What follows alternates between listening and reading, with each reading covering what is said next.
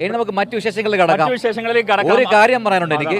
അതായത് എന്താണ് ഇന്നത്തെ മത്സരങ്ങളുടെ ഒരു ആകെത്തുക എന്ന് പറയുന്നത് 58 ഇനങ്ങളിൽ ഇഞ്ചോടിഞ്ച് പോര് നടത്തുന്ന 2 ജില്ലകളുണ്ട്. അതിലൊന്ന് നമ്മുടെ സാംസ്കാരിക തലസ്ഥാനമായ തൃശ്ശൂർ ജില്ലയാണ്, മറ്റൊന്ന് എന്റെ ജില്ലയായ കണ്ണൂർ, മറ്റൊന്ന് എന്റെ ജില്ല കൂടിയാണ്. അത് 3-ാം സ്ഥാനത്താണ്. എന്റെ ജില്ല ഏതാണെന്ന് പറയണം. എന്റെ ജില്ല കോഴിക്കോടാണ്, ഞാൻ 3-ാം സ്ഥാനത്താണ്. പ്രജിന്റെ ജില്ല ഞാൻ കണ്ണൂരാണ്, 1-ാം സ്ഥാനത്താണ്. അപ്പോൾ തൽക്കാലം നമുക്ക് സ്ഥാനങ്ങളൊന്നും പറയാറായിട്ടില്ല, കാരണം 58 ഇനങ്ങൾ മാത്രമേ പൂർത്തിയാവാൻ പോകുന്നുള്ളൂ. ഇനിയും ഒരുപാട് ഇനങ്ങൾ വരാനുണ്ട്. 249 ഇനങ്ങളിലാണ് മത്സരങ്ങൾ നടക്കുക. എന്താണ്, ഏതൊക്കെ ടീമുകളാണ് മുന്നിട്ട് നിൽക്കുന്നത്, എന്താണ് കലോത്സവത്തിന്റെ മൊത്തം മൂഡ് എന്നറിയാൻ നമുക്ക് സെൻട്രൽ സ്റ്റേഡിയത്തിലെ പ്രധാന വേദി, നമുക്ക് പിന്നിലാണ് ആ വേദി ഉള്ളത്. അവിടെ സ്മിത ഹരിദാസ് തയ്യാറായി നിൽക്കുന്നുണ്ട്. നേരെ സ്മിതയിലേക്ക് പോവാം. അതെ, അപ്പോൾ സ്മിത പറയും ബാക്കി കാര്യങ്ങൾ. അതെ സ്മിത ചേച്ചി, അപ്പോൾ എന്താണ് ഇന്നത്തെ 58 ഇനങ്ങൾ, അത് പൂർത്തിയാകാൻ ഇനി പല ഇനങ്ങളും ബാക്കിയുണ്ട്. ഏതൊക്കെ ഇനങ്ങളിലാണ്, ഏതൊക്കെ ജില്ലകളാണ് മുന്നേറുന്നത്? പ്രജിൻ, ഷഹദ്, ഈ കാണാനുള്ള പൂരം പറഞ്ഞറിയിക്കേണ്ടെന്ന് പറഞ്ഞ പോലെ അതാ നമ്മൾ പ്രധാന വേദി തന്നെയാണ് നിൽക്കുന്നത്. ഇപ്പോഴും സംഘനൃത്തം അവിടെ പൊടി പൊടിക്കുകയാണ്. അത് ഒന്ന് കണ്ടു നോക്കൂ.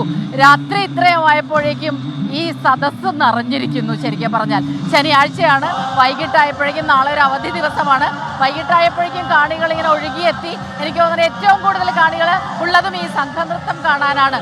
നമ്മൾ നല്ല മനോഹരമായ നൃത്തം സ്റ്റേജിലുണ്ട്. ആ കാണികൾ അത്രയും കൗതുകത്തോടെ ഇങ്ങനെ കാത്തിരിക്കുന്നു. ഒരൊറ്റ സീറ്റ് പോലും ഒഴിഞ്ഞിട്ടില്ല എന്നുള്ളതാണ്. ആദ്യം രാവിലെയൊക്കെ നമ്മൾ വിചാരിച്ചു വലിയ ചൂടാണ്, കുറവായിരിക്കുമോ കാണികളെന്ന്. പക്ഷേ ഇല്ല, രാത്രിയായപ്പോൾ ഒരുപാട് കാണികൾ ഇങ്ങോട്ട് ഒഴുകിയെത്തി. ഇന്നിപ്പോൾ പ്രധാന വേദിയിൽ പ്രധാനമായും നടന്നത് മോഹിനിയാട്ടവും സംഘനൃത്തവുമാണ്. രണ്ടും മനോഹരമായ കാഴ്ചകളാണ്. സാധാരണയിൽ നിന്ന് വ്യത്യസ്തമായിട്ട് ഈ പ്രധാന ഇനങ്ങൾ, അതായത് ഗ്ലാമർ ഇനങ്ങൾ എന്ന് നമ്മൾ പറയുന്ന കുച്ചിപ്പുടി, ഭരതനാട്യം, മോഹിനിയാട്ടം, അത് ആ സംഘനൃത്തം ഇങ്ങനെ അവസാനത്തെ ഇതിലേക്ക് എത്തുകയാണ് കേട്ടോ. ആവേശഭരിതവരായിട്ട് കണ്ടിരിക്കുകയാണ്. ആ നീലയും മജന്തയും ഒക്കെയുള്ള നിറത്തിൽ ചടുലമായ നൃത്തമാണ് ഈ സംഘനൃത്തങ്ങൾ. അത് കണ്ടിരിക്കുകയാണ് എല്ലാവരും. മോഹിനിയാട്ടം, കുച്ചിപ്പുടി, ഭരതനാട്യം, കഥകളി, അങ്ങനെ ഒരുപാട് മനോഹരമായ മത്സരങ്ങൾ ഇനങ്ങൾ ഇന്നുണ്ടായിരുന്നു. നാളെയും ഇവിടെ ഒപ്പനയുണ്ട്. സംഘനൃത്തം ഇപ്പോഴും പുരോഗമിക്കുന്നു. നാളെയും ഒപ്പനയും മോഹിനിയാട്ടവും തുടരും ഈ വേദിയിൽ തന്നെ. മറ്റൊന്ന് ഏറ്റവും പ്രധാനപ്പെട്ട ഇനം നാളെ നടക്കാനുള്ളത് നാടകമാണ്. 3-ാമത്തെ വേദിയിലാണ് നാടകം അരങ്ങേറുക. അങ്ങനെ അതുപോലെ തന്നെ കഥകളി, ഗ്രൂപ്പായിട്ടുള്ള കഥകളി ഐറ്റംസ് വേദിയിലേക്ക്, സദസ്സിലേക്ക് ആവേശോജ്വലമായ പരിസമാപ്തി ഒരു സംഘനൃത്തത്തിന് അതിമനോഹരമാണ്. ഞാൻ നേരത്തെ പറഞ്ഞതുപോലെ തന്നെയാണല്ലേ, കാണാനുള്ള പൂരം പറഞ്ഞറിയിക്കേണ്ടതില്ല. സംഘനൃത്തം ഇങ്ങനെ കണ്ണിന് എന്തൊരു ആവേശമാണ് തരുന്നതെന്നറിയോ. മനസ്സിങ്ങനെ കുളിർക്കും. ശരിക്കും പറഞ്ഞാൽ ഈ വൈകിട്ടത്തെ കാഴ്ചയാണിത്. നിറയെ കാണികൾ ഒഴുകിയെത്തി. ഇപ്പോഴും മത്സരങ്ങൾ തുടരുന്നു. അവസാനം ലാപ്പിലേക്ക് കടക്കുകയാണ്. ഭക്ഷണം കഴിക്കാനുള്ളവരോട് ചെല്ലാൻ പറയുന്നു. ഭക്ഷണം കഴിച്ചു. അതെ, നൃത്തം ചെയ്യാൻ കൊതിക്കുന്നു. അത് മാത്രമല്ല പ്രജിൻ, നമ്മൾ ഈ പകലൊക്കെ ഇത്രയും ചൂടത്ത് നടക്കുകയായിരുന്നു. പക്ഷെ ഇപ്പോൾ ഈ രാത്രിയായപ്പോൾ നമ്മുടെ ക്ഷീണമൊക്കെ എവിടെ പോയി അല്ലേ. ആവേശം ഇങ്ങനെ വരുന്നു. ഇനിയും ഉണ്ടാകട്ടെ പരിപാടികൾ. നമ്മളും ഈ രാത്രിയും പകലും ഒക്കെ ഇങ്ങനെ നടക്കുകയാണ്, ഇതെല്ലാം ആസ്വദിച്ച്.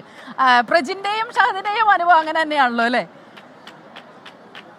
പിന്നെ തീർച്ചയായിട്ടും സ്മിതേജി, മൊത്തം ഫുൾ ഓണാണ്. കാരണം രാവിലെ നമ്മളിവിടെ എത്തി കണ്ട കാഴ്ച എന്താണ് പറയാ, ഒരു പുരുഷാരം അത് മൊത്തം ഇവിടെ ഉണ്ടായിരുന്നു. തീർച്ചയായും. പക്ഷെ രാവിലെ എനിക്ക് വേറൊരു പരാതി ഉണ്ടായിരുന്നു. ഇവിടേക്ക് ആരും വരുന്നില്ല, അധികം ആളുകളില്ല, സദസ്സിൽ ആളില്ല, നമ്മളിവിടെ നിൽക്കുന്ന ഈ ചാനലുകളുടെ മുന്നിൽ ആളില്ല എന്നുള്ളത്. പക്ഷെ ഇപ്പൊ അതൊക്കെ മാറി. കാർണിവൽ മൂഡാണ്, ഫെസ്റ്റിവൽ മൂഡാണ്. ഒരു ഫെസ്റ്റിവൽ നടക്കുന്ന ഇടത്തേക്ക് പോയി കഴിഞ്ഞാൽ നമ്മൾ നേരത്തെ ആകാശ ദൃശ്യം കണ്ടു. അതെ, ഒരു വലിയ ഫെസ്റ്റിവൽ നടക്കുന്നു. അവിടെ ഇരച്ചെത്തുന്ന ഒരുപാട് പേർ, അവർ ഓരോ വേദികളിൽ നിന്ന് മറ്റൊരു വേദിയിലേക്ക് തന്നെ പോയിക്കൊണ്ടിരിക്കുകയാണ്. ഓരോ ഇനവും ആസ്വദിക്കുന്നു.